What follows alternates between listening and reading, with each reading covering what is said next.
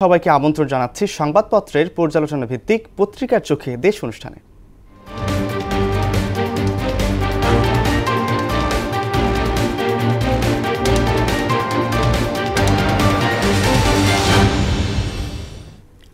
দর্শক, আজকের অনুষ্ঠানে মোহনা টেলিভিশনের বার্তা সম্পাদক সুমন মুস্তাফিজ আমাদের সাথে যুক্ত হয়েছেন। আমরা তার কাছে চলে যাব। সুমন, আপনাকে ধন্যবাদ।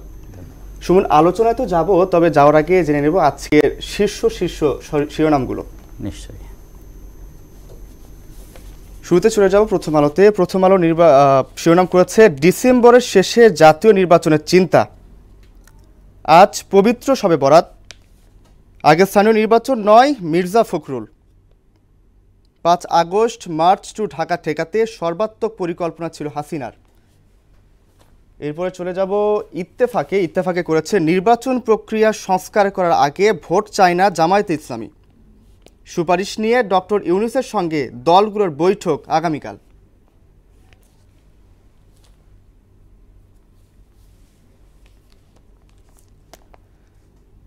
এবার চলে যাব সমকালে শিরোনাম করেছে বিএনপিকে উপেক্ষা করে স্থানীয় নির্বাচন এগোচ্ছে সরকার। ফাগুন হাওয়ায় মন উচাটন। এবার চলে যাব বাংলাদেশ প্রতিদিনে ঐক্যমত কমিশনের হাতে 2 বিকল্প। 848 নেতাকর্মী হত্যায় হাসিনা প্রধান আসামি, বিএনপির অভিযোগ দায়ের। পদে পদে মানবাধিকার লঙ্ঘন।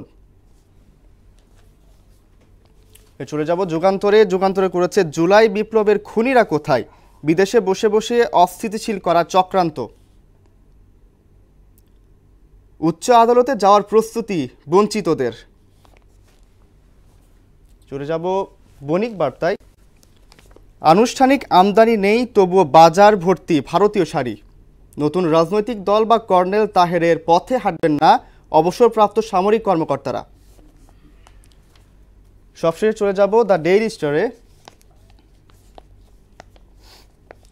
National polls probably this December, says Yunus at World Government Summit in Dubai. Suman, এতক্ষণ আমরা শুনলাম আজকের দৈনিক যে পত্রিকা আছে সেগুলোর প্রধান শিরোনাম। তো এখানে আমি লক্ষ্য করলাম যে প্রত্যেকটা পত্রিকাতেই যে বিষয়টাকে আসলে আজকে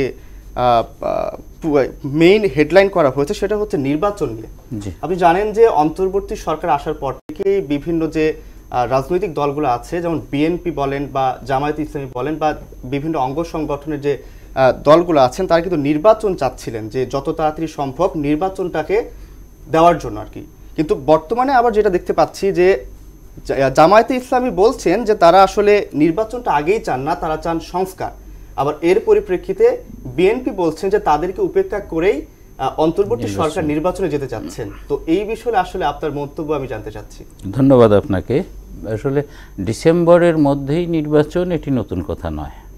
হ্যাঁ, আমরা জানি যে এর আগে বেশ কিছুদিন আগে জাতির উদ্দেশ্যে দেয়া ভাষণে প্রধান উপদেষ্টা মহোদয় সরাসরি বলেছেন যে অল্প সংস্কারে সম্ভব হলে এবছরের ডিসেম্বরের মধ্যেই নির্বাচন হবে। সংস্কার আরও একটু বেশি করতে চাইলে তাহলে আগামী বছরের জুন প্রথমার্ধের মধ্যে মাঝামাঝি এইভাবে বলা হয়েছিল। তো সেই হিসেবে এই 2টা ডেডলাইনই ধরা আছে। তো নির্বাচন কমিশনের কথা থেকে আমরা বুঝতে পারছি যে নির্বাচন কমিশন ডিসেম্বরেই নির্বাচন করার জন্য প্রস্তুত। এখন এখানে যে বিষয়গুলো আসছে রাজনৈতিক দলগুলোর মধ্যে, এই মুহূর্তে যদি আমরা বলি যে দেশের প্রধান 2টি দল বিএনপি এবং জামায়াত, এই 2টি দলের মধ্যে এখন নির্বাচন ইস্যুতে একটু মতবিরোধ দেখা যাচ্ছে। জামাত বরাবরই বলে আসছিল যে সংস্কার, অন্তত নির্বাচন সংশ্লিষ্ট অন্যান্য জরুরি সংস্কারগুলো শেষ করে নির্বাচন। বিএনপি কিন্তু এই জায়গাতে বলছে যে সংস্কারের কথা জামায়াত বলেছে যে নির্বাচনটাই কিন্তু প্রধান একটা সংস্কার হতে পারে, এটা কিন্তু বিএনপি বলছে। হ্যাঁ, সেটি বলছে।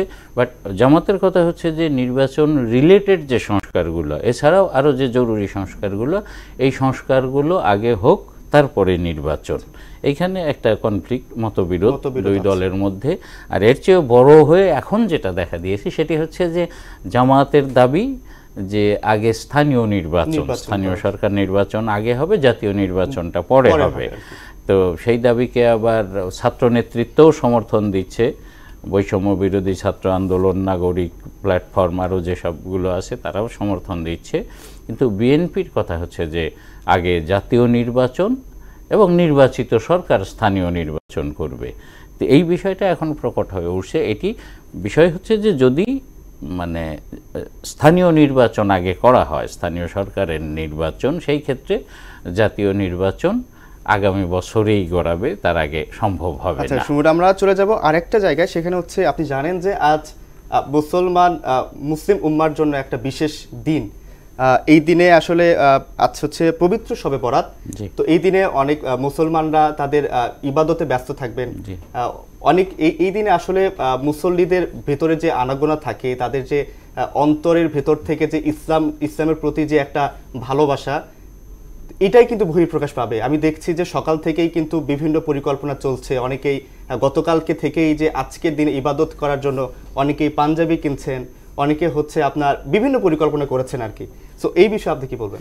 এটা তো একটা ধর্মীয় মুসলিম উম্মার জন্য এটা দীর্ঘদিন চলে আসছে, একটি ধর্মীয় বোধ থেকে এটি মানুষ করে। এটি বলা হয়ে থাকে যে ভাগ্য রজনী, সবে বরাত মানে ভাগ্য রজনী। হ্যাঁ, এই রাতে আল্লাহ তার মানে দয়ার দরজাটি খুলে দেন। হ্যাঁ, সেখান থেকে মানুষ ইবাদত বন্দেগী, রাতভর নফল ইবাদত হয় সাধারণত, সন্ধ্যার পর থেকে গভীর রাত পর্যন্ত। জিকির আজকার, কোরআন তেলাওয়াত, নফল নামাজ, এর মধ্যে দিয়ে মুসলিম সম্প্রদায় পার করেন এবং তাদের দাবি থাকে যে তাদের ক্ষমা, সব অপরাধের জন্য ক্ষমা প্রার্থনা এবং আগামী দিনগুলো যাতে তাদের ভালো হয় এই জন্য সারা রাত তারা ইবাদত বন্দেগীর মধ্যে দিয়ে পার করেন। আর পাশাপাশি যেটি সামাজিক সংস্কৃতি, ধর্মের ব্যানারেই যেটি হয় সেটি হচ্ছে হালুয়া রুটি বানানো এবং বিতরণ। এটি একটি সেখানে পাড়া প্রতিবেশী, আত্মীয় স্বজন, গরিব মানুষের মধ্যে বিতরণ করা হয়। এটিও ভালোভাবে দেখি আমি ব্যক্তিগতভাবে। আমি ঘোর বিরোধী যে এই রাতকে কেন্দ্র করে আবার আতশবাজি পটকা ফুটানোর একটা ধুম চলে। হ্যাঁ, তো আসলে ইসলাম ধর্মের সাথে এটি কোনোভাবেই যায় না, কোনো সম্পৃক্ততা নাই। এটাকে সমর্থন করে না। এক্স্যাক্টলি। তো এটি নিয়ে গতকালও ডিএমপি কমিশনার প্রেস নোট দিয়েছেন এবং নিষেধাজ্ঞার কথা উনি জানিয়ে দিয়েছেন। এটি আইনতও দণ্ডনীয়, ধর্মতও আমার মনে হয় তাদের যে নির্দেশ সেটাকে আসলে ফলো করা। আসলে সুমন, ধন্যবাদ আপনাকে আমাদের স্টুডিওতে আসার জন্য। সময় স্বল্পতা, আলোচনার অনেক বিষয় আছে আসলে। অন্য একদিন ইনশাআল্লাহ আপনার সাথে আবার আমরা আলোচনায় বসবো। অবশ্যই।